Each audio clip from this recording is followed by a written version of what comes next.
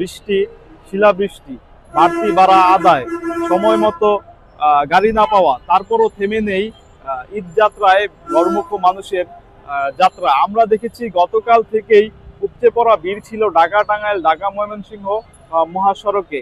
এমনকি বাস না পেয়ে বেশিরভাগ যাত্রীরাই কিন্তু ঘরমুখ মানুষ কিন্তু এই ট্রাকে করে বাড়ি ফিরেছেন।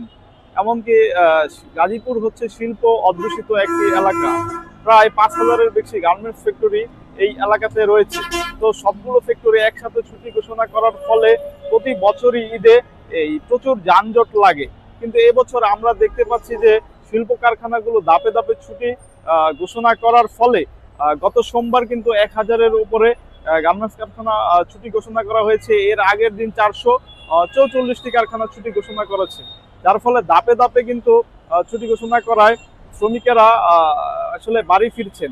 আমরা গতকাল সকাল থেকেই যেমনটি দেখেছি যে ঢাকা টাঙ্গাইল মহাসড়কের অনেক অংশেই কিন্তু যানজট ছিল, পাশাপাশি ঢাকা ময়মনসিংহ মহাসড়কেরও অনেক অংশে যানজট ছিল এবং বিকেলে মানুষের একটি বড় ঢল দেখা গেছে সড়ক মহাসড়কে। পাশাপাশি বৃষ্টি নামার ফলে কিন্তু অনেক ভোগান্তি পোহাতে হয়েছে তাদের।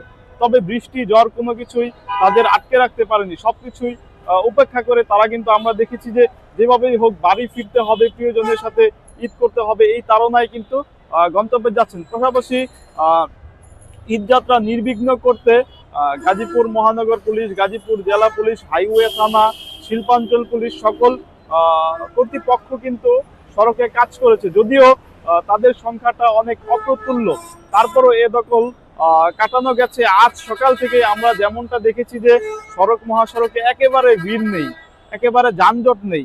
তবে ধারণা করা হচ্ছে যে আগামীকাল শেষ দিন, অর্থাৎ আগামীকাল শেষ দিন কিন্তু বড় একটি দল থাকতে পারে।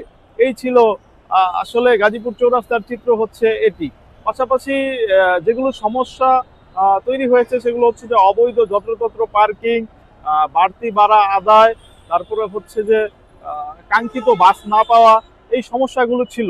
সবশেষ বলা যায় যে এবারের ঈদ যাত্রা অনেকটাই নির্বিঘ্ন, সুন্দর এবং নিরাপত্তা বেষ্টিতই হচ্ছে। ধন্যবাদ সবাইকে।